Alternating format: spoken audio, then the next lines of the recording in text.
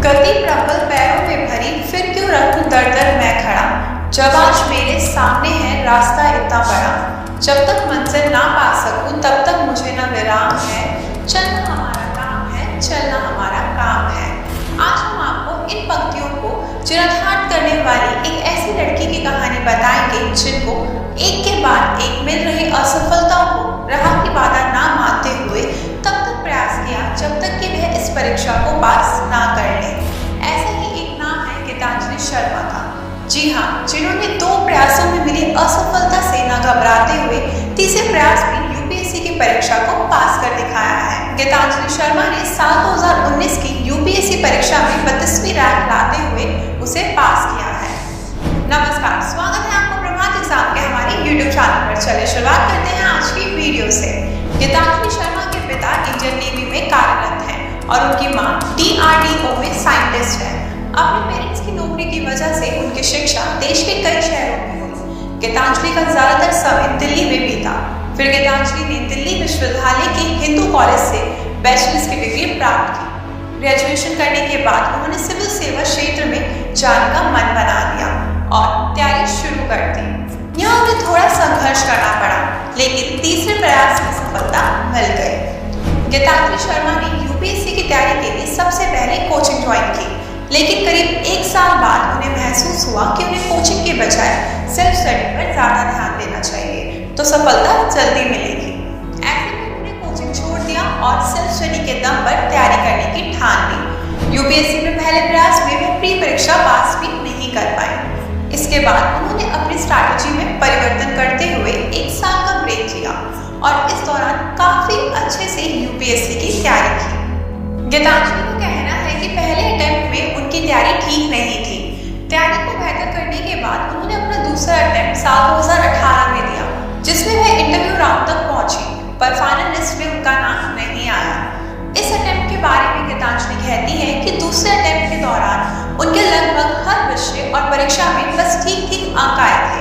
उन्होंने इस बार प्री परीक्षा भी मात्र 5 नंबर से पास की थी और मेंस में भी उनके कुछ खास अंक नहीं थे।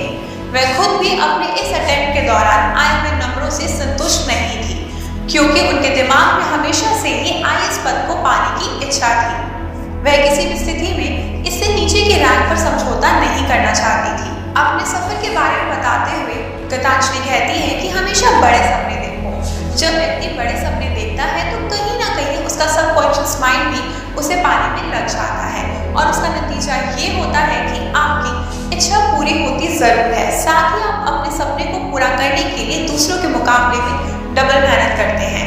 ये बात को समझाने के लिए गीतांजलि कहती है कि वह हमेशा किसी परीक्षा को पास करने के लिए 105 अंक चाहिए होते थे, तो वह हमेशा 120 का लक्ष्य रखती थी, ताकि उनके द्वारा किए जाने वाले प्रयास में भी उसे हिसाब से बढ़ जाए। इससे असफलता का खतरा काफी कम हो जाता है।